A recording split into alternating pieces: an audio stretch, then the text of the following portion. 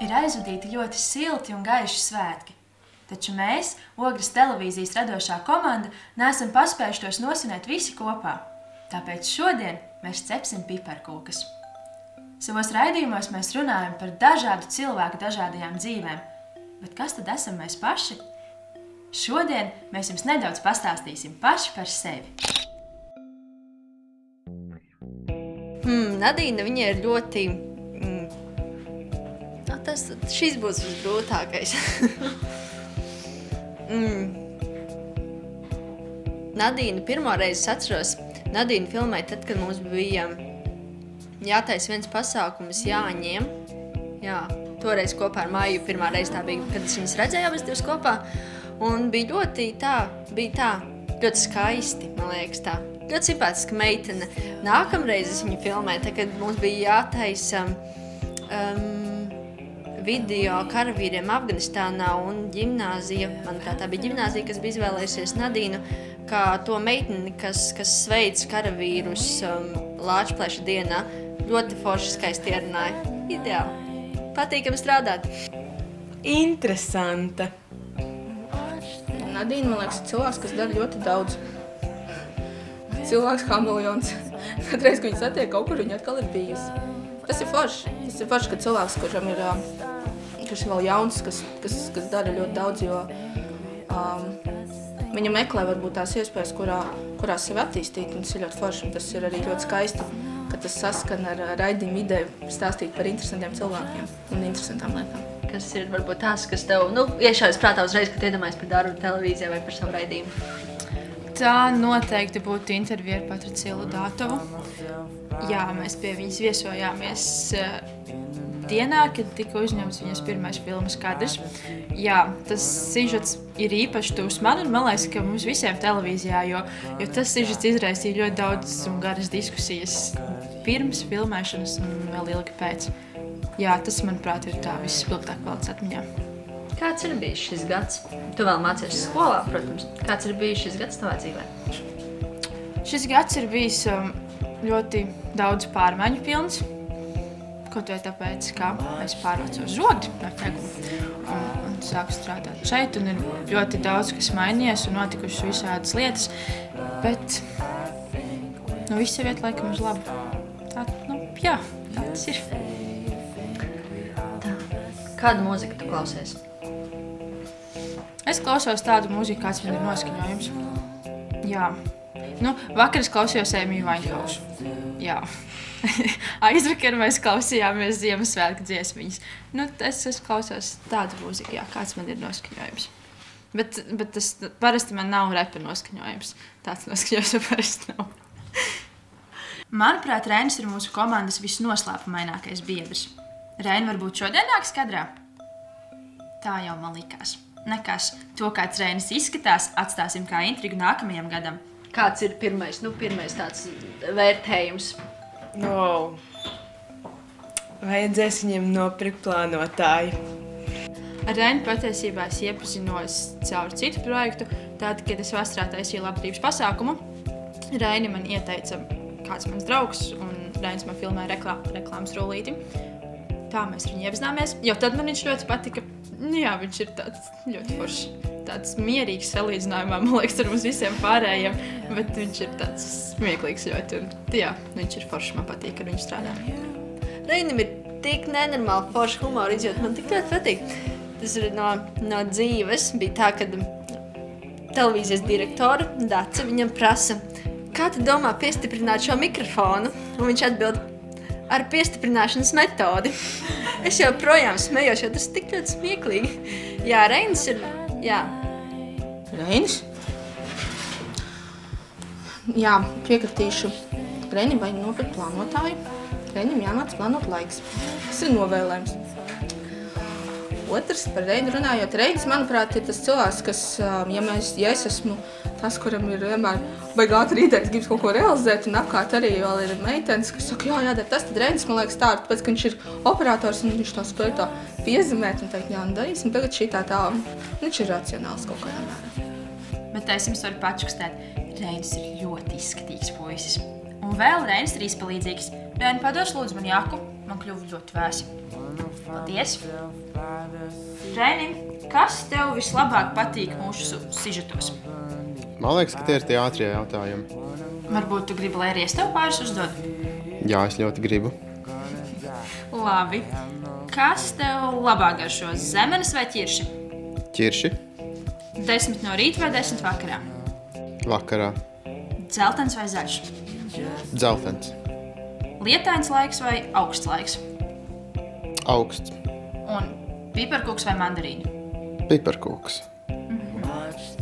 Piparkūks. Bet vai tu zini, kur ir radusies tradīcija cept piparkūks? Nē, nezinu gan. Es arī nezinu. Jāpiezina mājai, varbūt viņi zina.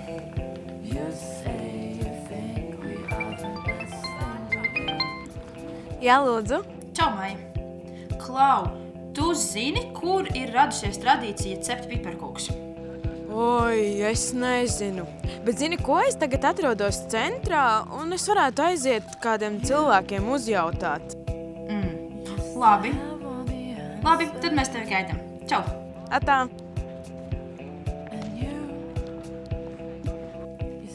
Reina Maija ir ģeniāla. Viņa pati nezināja, bet viņa teica, ka viņa dosies pie ogrēniešiem pajautāt viņiem. Varbūt viņi zina.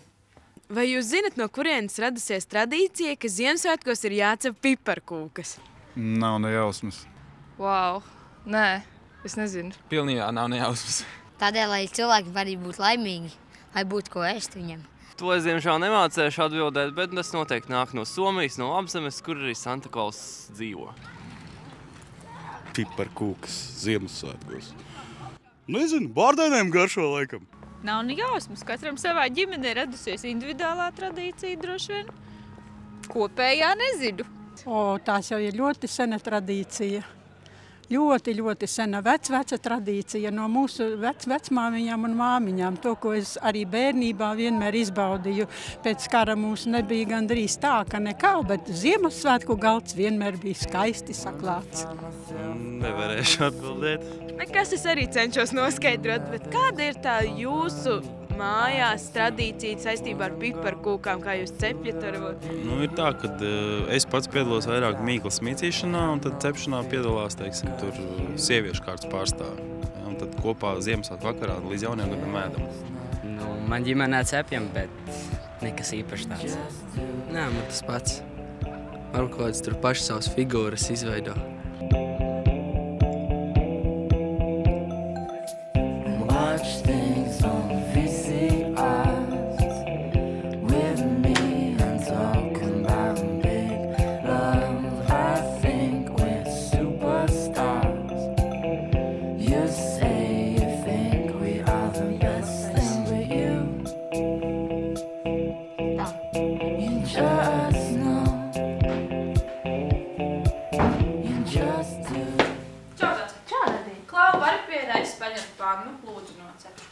Viņi varētu būt karsti, ja?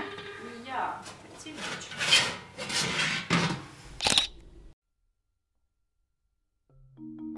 Dats ir ļoti sievišķīga sieviete. Jā, ļoti, ļoti sievišķīga un tāda jūtīga, man liekas.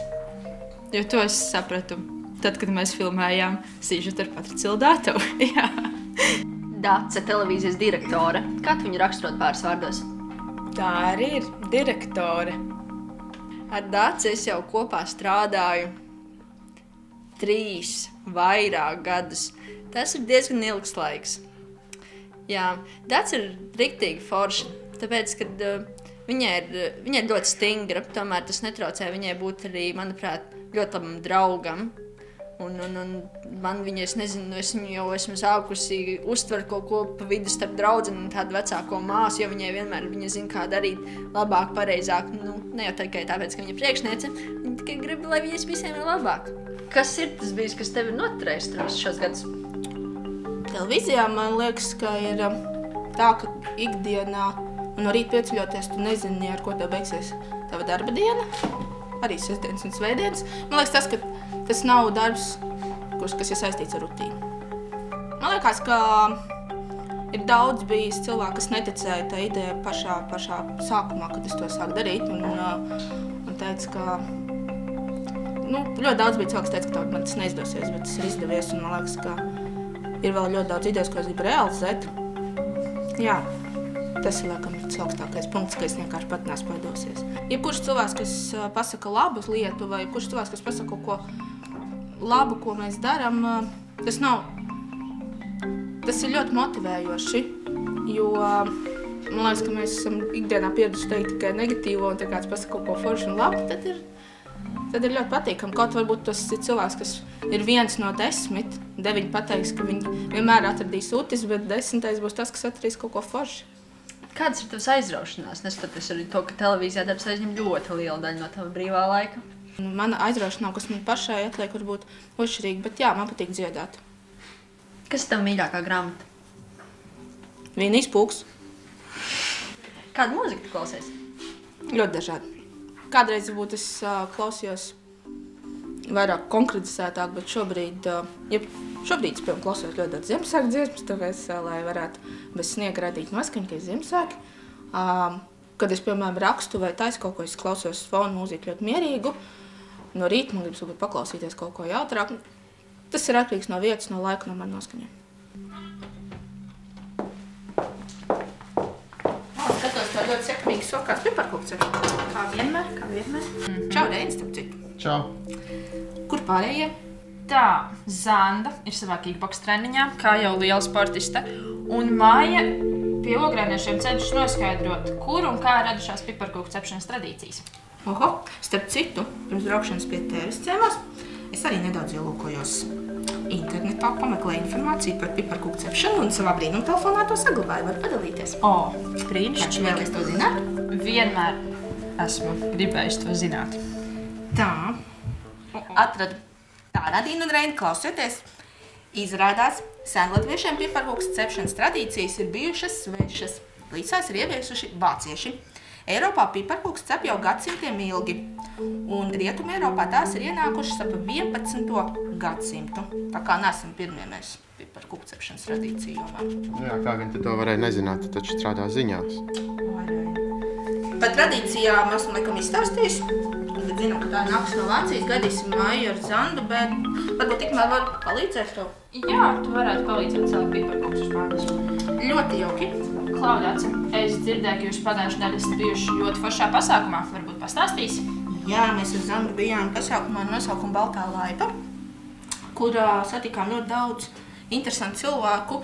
Tās bija amatu dienas Ogrē, un katru reizi pārliecinās, ka mēs esam ļoti bagāti ar dažādām tradīcijām, bet visvairāk mēs esam bagāti ar to, ka mums joprojām Latvijā ir tantes un arī jaunās paudzes cilvēki, kas āda, tamborē, šuļ un arī taisa ļoti brīnumains lakats.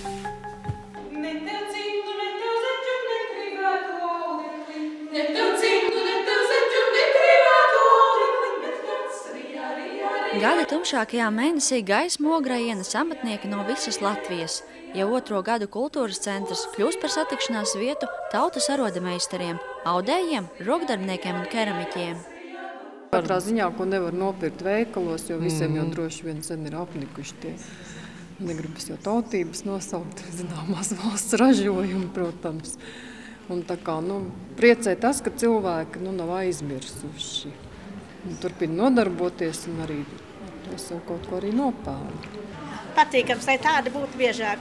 Un tad Ogre varētu zelt un plaukt. Tautas mākslas svētki tāda, tautas lietišķās mākslas amatniecības darba izrādīšanās un arī kāda dziesma un koncertu uzvedums un radošās darbnīcas un maskošanās.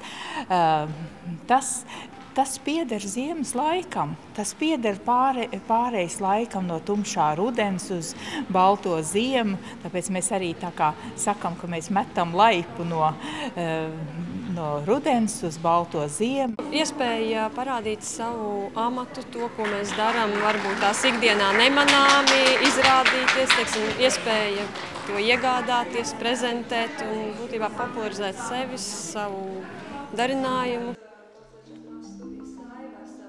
Santa Grimberga, Ogres tautas lietišķās mākslas studijas vadītājs, sekojot ģimenes pēdās, auž jau 10 gadus un savas prasmes māca arī citām amatniecēm. Saiva šobrīd apvieno 30 dalībnieces. Šobrīd mēs cenšamies nokomplektēt tādu kā grupu, tendēt uz jauniem, kad ar jauno gadu arī sāksies nodarbības jaunajiem audzēkņiem, kuri varēs apgūt aušanu šeit Ogrē uz vietas no pašiem pamatiem. Roku darbu mīļumu veikalā nopirkt nevar, saka ogrēniete Emīlija. Atdot cimdus iekšā jāliek viss labais, lai valkātājiem ir silti. Emīlija studiju saivu vadīs vairāk kā 20 gadus, un Baltās Laipas festivālu sauc par Daļamatu meistaru svētkiem. Nē, katram jau ir savs laikā.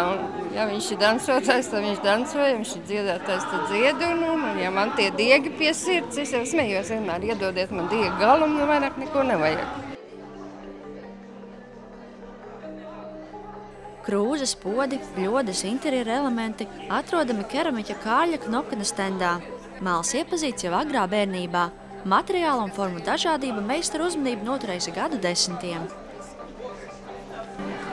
Grūti, tas ir tāds nosacīts lielums. Ja nav fiziskais spēks, varbūt tad nevar liels priekšmets uztaisīt. Bet, ja ir fizisks, tad arī var liels uztaisīt priekšmets, tikai tāds interjeram, bet ar dārzam tais. Skati, izstādi, tirdziņu un radošās darbnīcas apmeklē amatnieki no visiem Latvijas novadiem.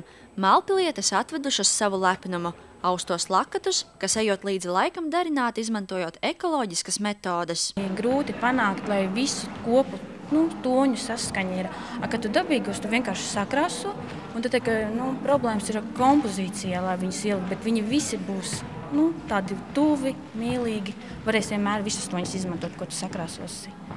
Un tas man patīk dabīgajos, ka nekad nebūs neviens liekas tonis. Salikuma krāsas ļoti skaisti. Ļoti tā, glīti un gaumīgi, latviskās krāsas. Tas ir uzvilkt bīzi, pēc tam ievilkt audumu stēlēs, sanītīt, sašķietot. Un tad, kad jau tu tiec līdz aušanai, tad jau tā ir tikai bauda. Tie svētki. Jā, tie ir svētki. Tie svētki. Pilsētās amatu mākslas norisinās studijās un aptver arī tradicionālo kultūru no svētku svinēšanas paražām līdz ēst gatavošanai. Aušanas un citu tautas amatu tradīcijas pārmantotas ģimenē un zināšanu nodošana turpinās. Aizvien biežāk studiju rindās parādās jaunieši.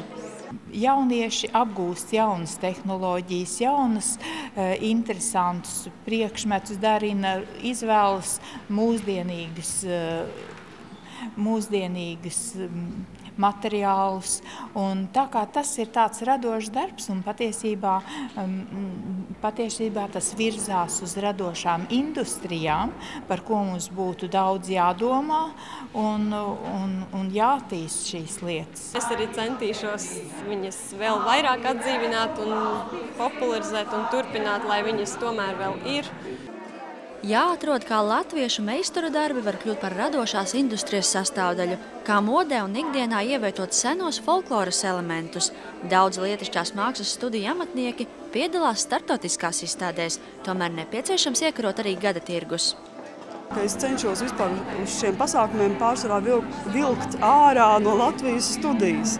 Tos cilvēkus, kas strādā labi, kvalitatīvi un kuriem ir darbiem augsts mākslinieckais līmenis. Jo gribās jau sākt ar tām labām lietām, bet to, kad novērtē cimdus, piemēram, tas ir viennozīmīgi, jo, piemēram, Ungārijā vasaras karstumā izpirka visus cimdus, kas bija no Latvijas, atvest ar domu, ka kurš tad vasarā cimdus pirks.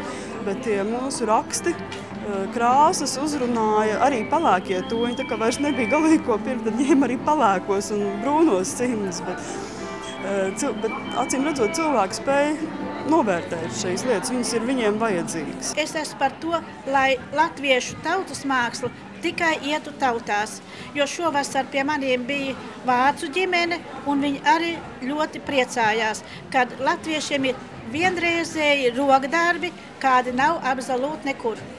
Ja mēs būtu apņēmīgi šeit Ogrē, mēs varētu arī veidot starptautisku projektu šādu, jo šī ir lieta, kurā tiešām starptautiskā mērogā ļoti labi var sadarboties un rādīt katrs savu īpatnējo un īpašo.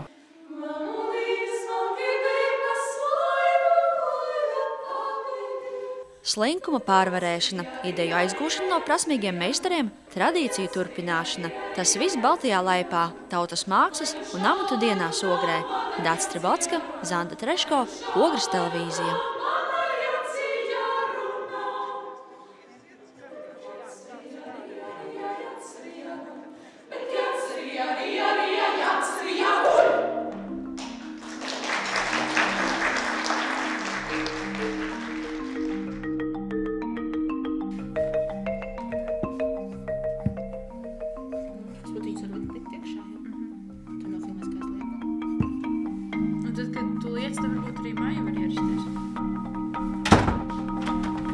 Čau, Zanda. Ak, Zanda. Viņa ir blēņdere. un ļoti konkrētu patīk sarkasmi viņai, bet tie sarkasmi vienmēr ir vietā. Jā, ir interesanti kopā. Konkrēta un tieša. Zanda Tereško. Ko lai vēl saka? Ko tu viņai novēlēt jaunajā gadā? Zandai Tereško? Zandai Tereško novēlēt jaunajā gadā. Varbūt dažkārt pateikt stop darbam un arī atpūsties nedaudz vairāk. Es zinu, ka ļoti daudz mēs darām, ļoti daudz ir jāizdara.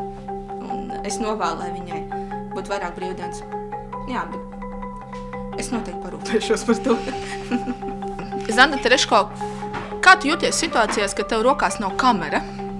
Es īstenībā jūtos mazliet dīvaini, jo es tik ļoti esmu pieradusi skatīties uz pasauli caur objektīvu.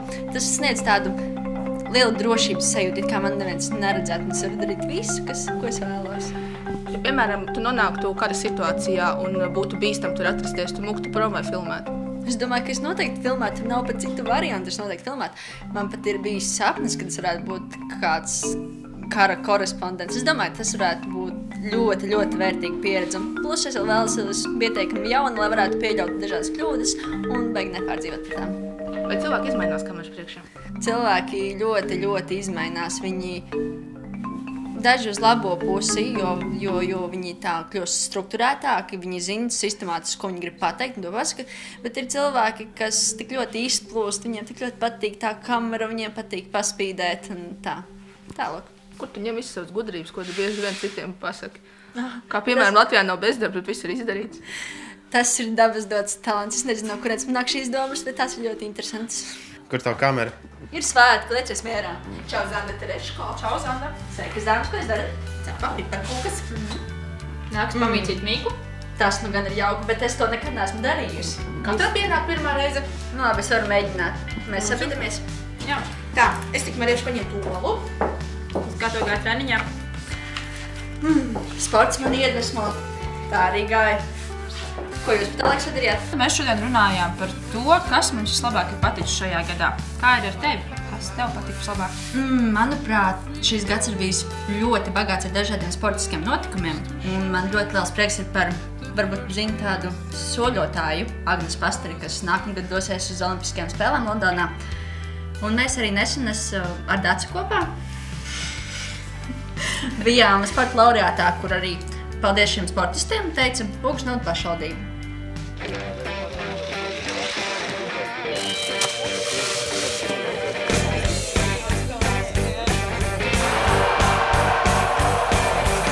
Uzvaras un zaudējumi, vietēja un valsts līmeņa sacensības, jaunas sporta būves un jaunas tradīcijas. Tāds ir bijis 2011. gads Ogres novadas sporta dzīvē.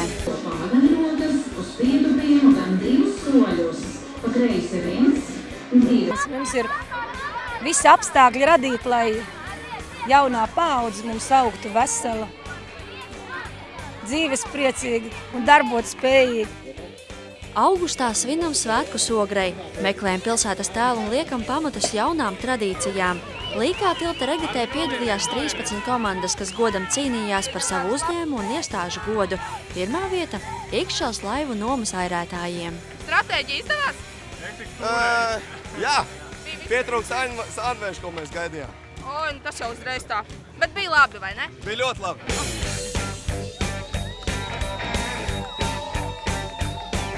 Ar pašvaldības un Latvijas futbola federācijas atbalstu pēc vairāku gadu pārtraukuma sporta dzīve turpinās blakus Ogres valsts ģimnāzijai. Jaunais laukums nodots futbolistu lietošanā, tomēr viegliflēte ļaunu prātu netur. Soļotāja Agnese Pastere šogad piedalīsies pasaules čempionātā Dienvidkorejā, bet pasaules jauniešu čempionātā startējas talantīga augstlaicēja Undīne Tindune. Es domāju, vajag mērķi, uz ko iet. Vajag mērķi, tas ir galvenais. Un arī sevi nesadalīt pārāk par dažādām lietām. Izvēlēties vienu vai divas lietas, kurās sevi realizēt un pēc tam domāt par pārējo.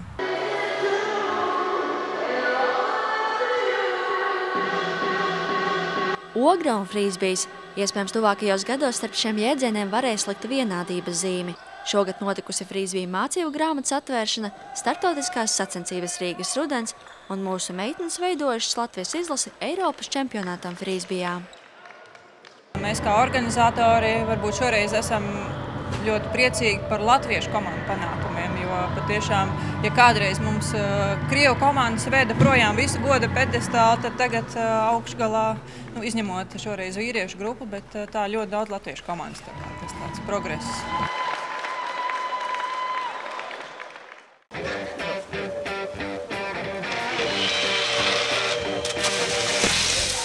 Ogre ir viena no divām Latvijas pilsētām, kur joprojām tur godā tramplīnlēkšanas tradīcijas.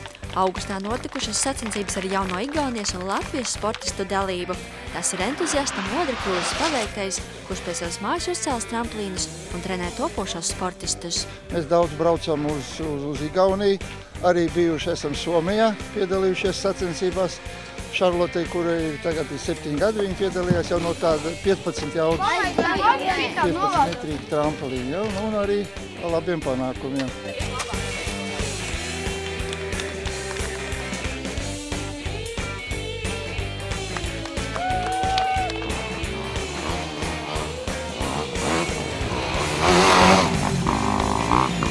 Pēc vairāk kā 15 gadu pārtraukuma Ogrē šovasar atzimušas enduro tradīcijas. Labākie bezceļu braucēji mūsu novadā tiksies arī nākamgad Eiropas čempionāta posmā. Galvenie ieguvēji, protams, pirmām kārtām ir sportisti. Viņiem ir iespējas ar mazākām izmaksām piedalīties Eiropas čempionātā. Tas nozīmē arī gan sportistu izaugsmi, arī treneru, mehāniķu un tā tālāk. Nākošais, protams, atpazīstamība. Gan sportam, gan Latvijai kā tādai Eiropas Savienībā. Protams, atpazīstamība šim Ogres novadam un Īkšķilas novadam. Manuprāt, tur ir vairāk plus nekā mīnus. Sports ir dzīvesveids, tas ir mērķis. Sports vieno, pieņem izaicinājums un uztur cīņas garu. Visi grib būt veseli, visi grib būt sportiski, visi grib piedalīties. Jo sportot tas ir stilīgi. Ātrāko skrējēju, veiklāko cīkstoņu, spēcīgāko futbolistu un citu sporta veidu labākajiem svētki savās mājās Ogrē notiek gada nogalē. Šogad lepojamies ar Ogres basketbola skolas absolventiem, kas spēlē Latvijas izlasē, Eiropas čempionāta dalībniekiem sieviešu frīzbija komandu Moments un daudziem citiem. Vajag tikai strādāt. Es domāju, ka treneri mums arī pietiekoši labi un daudz, 2 sporta skolas. Arī klubi diezgan aktīvi, pašvaldība atbalsta. Esam bagāti. Esam bagāti, tā var teikt. Jo, varbūt, ka vajag aizbraukt mums kaut kur tālāk projām, lai saprastu, ka mēs esam tiešām bagāti. Lielākais Latvijas novads ir bagāts ar sporta veidiem. Tomēr, neskatoties uz sakārtotajām sporta bāzēm, jaunajiem stadioniem un hallēm, visa pamats ir treneri. Savā roda meistari, kas ir īpaši pagastos, neļauj apdzist vietējo entuziasmam. Treneris tas ir tas, kas arī iededzina šo dzirkstēšanos bērnos. Un tas ir tas būtiskais moments, ko mēs bieži vien uzliekam kā prioritāti savu sporta bāzi vai kaut kādu stadionu, bet primārais jau ir cilvēks. Un mums jābūt orientētiem uz cilvēku. Sports ir dzīvesveids, mērķis. Sports vieno, pieņem izaicinājums un uztur dzīvu cīņas garu. Turēsim īkšķus par ogrēniešiem arī nākamgad. Tajā brīdī, kad mēs sākam incināties, nezinu, varbūt es varu, varbūt nevaru, tajā brīdī ieslēdzās tas klikšķis, ka mēs sevi bremzējam. Tāpēc galvenais noticēt sev.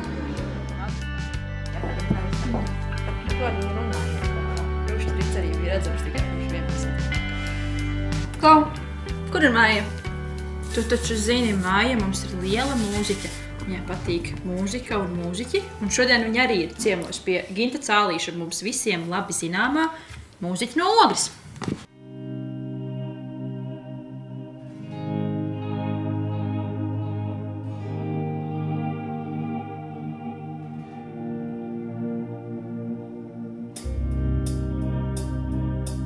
Ar mums šodien kopā ir Gints Cālītis, ko vairums skatītāji pazīst kā mūziķi.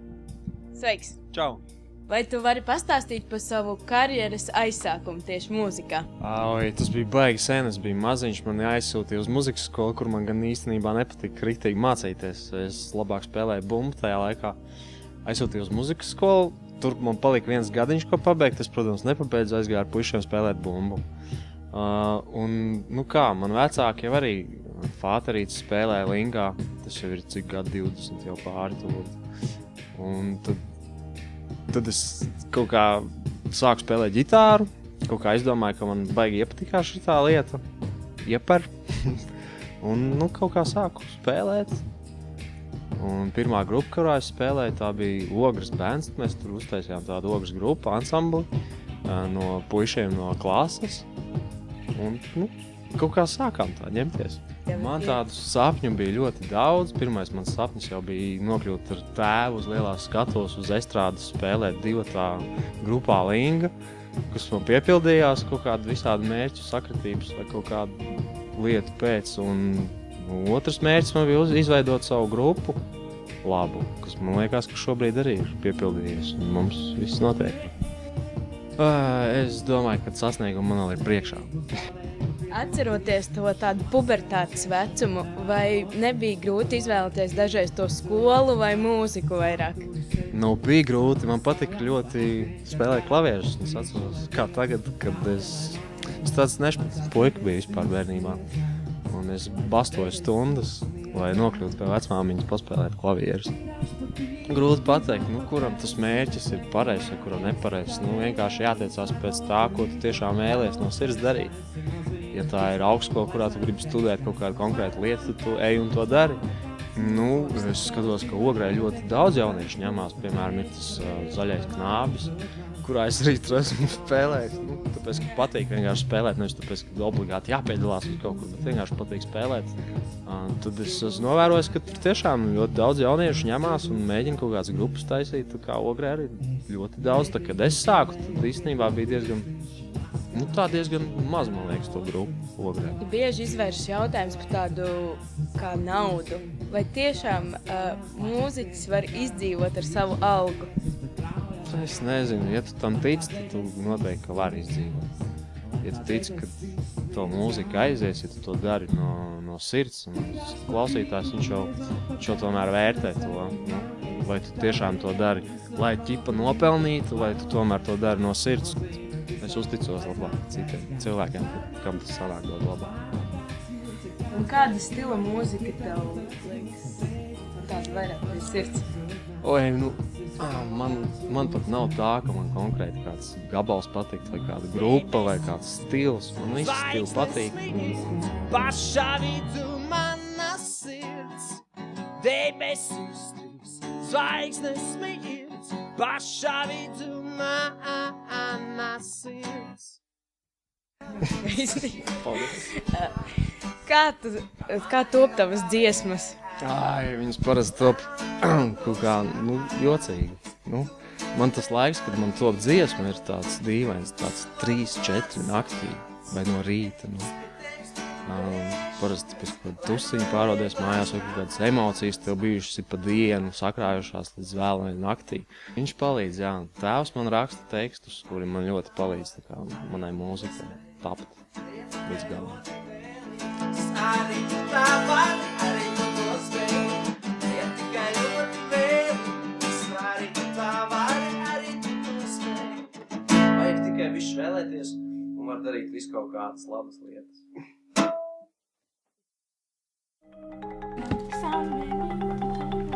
Tā ir rīkstīgi kritiši. Noklasies paldies atbildēt. Šitā skaņa ies normāli, man šī pasaka. Ko? Jā, tā, tad ir maidas. Kurpers, kā man gāja treniņā? Zanda, kā tev gāja treniņā? Ļoti labi, paldies par apveicāšanos. Man liekas, ka meitenes ir gatavs, ja mēs varētu šito pannu arī likt cepties, vai ne? Jā. Čau, Maija! Maija, tu pazīsti jau agrāk droši vien, kā mums visus pārējos. Māja, viņa ir maza, traka, nu tā ka traka, bet ļoti labā nozīmē. Ir ļoti smaidīga un ļoti smejoša ar tādiem garšīgiem smiekliem, ja tā var teikt. Jā. Ir kāds spilgtākais piedzīvojums kopā ar viņu? Vienreiz mēs ar Māju vakarā, nezinu kāpēc, bet mēs ripojām no kalna lejā daudz reizes. Jā. Jā. Maijai ļoti skaļa balss, man liekas, tā ir tā pirmā īpašība, kas nāk prātā. Bet viņai ir ļoti skaistas idejas bieži vien, bet viņai jāiemācās. Un tas būtu arī tāds novēlams iemācīties viņus vairāk konkretizēt, kas ir attiecās tieši televīziju darbu. Maija, jā, viņai ir ar savu skaļo balsi spēju, man liekas, arī vērot līdzi cilvēkus. Tas ir forši. Ar Maiju es sākumā filmēju kopā jauniešu raidījumu. Ļoti apķērīgi. Viņai ātri pielicis, ko no viņas grib, un viņa arī to ļoti labi izdara. Jā, ko es viņai varu novēlēt jaunajā gadā, viņai noteikti ir iekšā, lai viņa uzstāda mērķi un iet. Mani sauc Maija, man ir 19 gadi, dzīvoju Ķegumā, mācos Rīgā, Latvijas Sporta un pedagoģijas akadēmijā, pirmajā kursā fizioterapeiti. Man ir hobiji šādi tādi, patīk dziedāt, viss, kas saistīts ar mūziku, kā arī dejošana. Patīk piedalīties pasākumos, vadīt kādu ballīti, bērnu ballīti. Un patīk to, ko es daru. Iedomājies situāciju, tu vinē 1 miljonu latu, kas būtu pirmais cilvēks, kam pastāstīt? Mamma. Kāpēc? Es tā domāju. Kad es tā darītu. Vai tu atceries pirmā raidījumu, ko tu esi uztaisījis? Nu, spilgtākā atmiņa tādā gadījumā ir tas pirmais raidījums, jo, cik es atceros, negaidīju, ka tik liela atsaucība būs no cilvēkiem, jo tomēr bija ļoti uztraukusies. Tādu vēl, ko es atceros, no raidījumiem bija tāds puisis Kaspars. Tas ļoti interesanti stāstīja, un to es tā vēl atceros, ka mēs bijām pie viņa ciemos. Vai tev ir kādi hobiji? Mani hobiji? Tad viens no tiem varētu būt televīzijā, dziedāšana, kaut kas saistīts ar mūziku, sports man arī patīk, jā. Ja tev vajadzētu doties uz vientuļu salu, ko ņemt līdzi? Zobirsti. Čau, Maija. Kā jūties? Viss kārtībā? Jā. Es jau dzirdēju, ka jūs tepat bija par kaut kas tāpēc paņemt priekšautiņu. Tu gan esi čaku. Malacis. Nāc, tad pievienojies, mēs varam mīklu vēl uzmīcīt. Jā, ja mēs īstenībā Nadīna esam tā ļoti čaku pastrādājuši. Nākamā panelē ir Rīms ar Zandu. Īstenībā, jā. Lūdzu, mainam pozīcijas. Darbojieties, meitenes. Kā tev intervijā gāja? Es domāju, ka labi. Jā, cilvēki bija atsaucīgi diezgan. Tagad tu zini arī piparkūku noslēpumus, par kurienes cēl šīs tradīcijas? Jā, īstenībā, jā. Dažādi bija. Cilvēki nezināja vai zināja to? Kā lai to ņem? Vai viņi zināja vai izdomāja? Jā, īstenībā tas ir arī varētu būt, ka katram ir sava versija par to. Savs viedoklis. Vai ne? Mēs negribam runāt. Mēs jau, man liekas, tik daudz muļķības vienkārši esam sarunājuši pēdējās stundas laikā. Tā. Ok, man tagad jūs sākat mīcīt ar Zani? Nu, pēc tu sāc mīcīt, es vienkārši sākšu. Ko jūs darīsiet jaunajā gadā? Reini? Es vēl nezinu. Es arī vēl domāju. Es vēl esmu svārstībās. Svinēšu jauno gadu. Es apsveru visādas iespējas. Ko pati darīs? Es vēl nezinu, kur, bet noteikti tas būs kopā ar maniem draugiem. Un ar ko kopā jūs plānojat sagaidīt jauno 2012. gadu? Nu, tikai ar savu ģimeni noteikti. Ar bērniem, ar vīru un savu ģimeni. Nu, kā rāda pēdējo gadu pieredze, tad ir sagaidīts kopā ar ģimenes lokā. Nu, tad šogad iespējams, ka varbūt tomēr būs ar draugiem un tādā jautrā kompānijā. Nu, kaut kā tā. 1. janvāri. Jā, ar draugiem noteikti. Tā, man liekas, tie svētki jau tādi kļūst, par nastu dažreiz, bet tomēr, jaunu gadu iesākt tā apzināties jaunus mērķus un ar draugiem kopā nosvinēt tā. Tā teikt, varētu būt skaisti noteikti salūtu paskatīties. Tā ir mana ģimene un radinieki, kas dzīvo Ķekavā. Apmēram tur, jā. Tur tā kā interesanti jauno gadu sagaidīt, tur var skatīties salūtu. Jā, te Ogrē man dzīvoklis, bet neko īpaši neredz. Man logi ir tajā pusē, kur nekad nekā nav. Jauno gadu vairāk ar saviem tuvākiem draugiem, varbūt arī ar kursabiedriem. Ar ģimeni kopā. Ar vīru, ar bērniem. Lai visiem laba veselība būtu, mošs prāts un daudz zvīņu naudas makā. Visu veselību, laimīgi jauno gadu. Es novēlu visiem, lai nākamais gads būtu ļoti izdevies visiem un lai nedarītu daudz blēņas vairāk. Ēdiet piparkūkus, vitamīnus un vienkārši dzīvojiet un priecājies. Lai neviens nestrīdās, lai nav vairs strīdi par krievu un latviešu tautības cilvēkiem. Lai cilvēki nebaidās teiksim, no tādas lietas, kas ir kā krīze, ko visu laiku te biedē un stāsta, ka te nāk un nāk.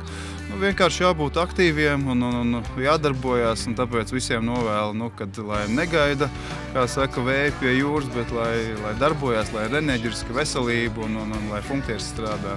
Tā. Jaunajā gadā. Ja viņš nav pēc Ziemassvētkiem, tad lai jaunais gads atnāk ar sniegu vismaz un tā, katram izbaudīt to salūtu. Un lai tas salūts tikai jaunajā gadā, bet arī kā tā dzīves mirklī visā nākamā gada garumā. Es novēlu visiem Ogres iedzīvotājiem priecīgi nosvinēt Ziemassvētkus un jauno gadu, un lai uzsnieg sniedziņš un visur apkārt ir prieks. Vairāk, var sakot, izmantot Eiropas līdzekļu, kas ir mūsu iespēja robežās. Jā, vai ne? Es domāju, tā neķert kreņķi un viss būs labi. Lai citiem būtu priecīgi Ziemassvētki un laimīgi jaunā gada un lai neviens arī neslimot tajā gadā. Uztvert realitāti pozitīvi, pēc iespējas. Lai viss izdodas. Jaunajā gadā laimi, veselību, veselību, veselību un dzīves prieku. Un kā teica Saint-Exupéry, vispožākās zvaigznes mirst tad, kad tās atmirts laba un priecīga cilvēka acīs. Jaunajā gadā novēlu laimi, mīlestību, daudz naudas, protams, uzstādīt mērķus un tiekties uz tiem, izlasīt labu grāmatu, aiziet uz labu koncertu, pateikt paldies kastierim veikalā vai sētniekam, izdarīt labus darbus, aiziet ciemos pie kaimiņiem, nosakt viņam cepumus, kaut ko foršu. Jaunajā gadā es novēlu, lai jums visiem ir tā, ka jūs varat vairāk kā citi. Nebaidieties sapņot lielus sapņus un domāt lielas un skaistas domas, jo tajā visā ir spēks. Un, lai nepietrūks spēka, domāt skaisti. Jā. Novēlējumu es gribu teikt ļoti īsi, kas ir arī saistīts ar manu ikdienas moto. Mums nav neatrisināma problēma, mums vienkārši ir nepatīkami risinājumi. Tāpēc katrs izvērtēsim tās iespējas, ko mēs varam sasniegt. Un ja mums arī būs kaut kas dzīvē nedaudz jāmaina, lai to sasniegtu, mēs būsim gana stipri, lai to izdarītu.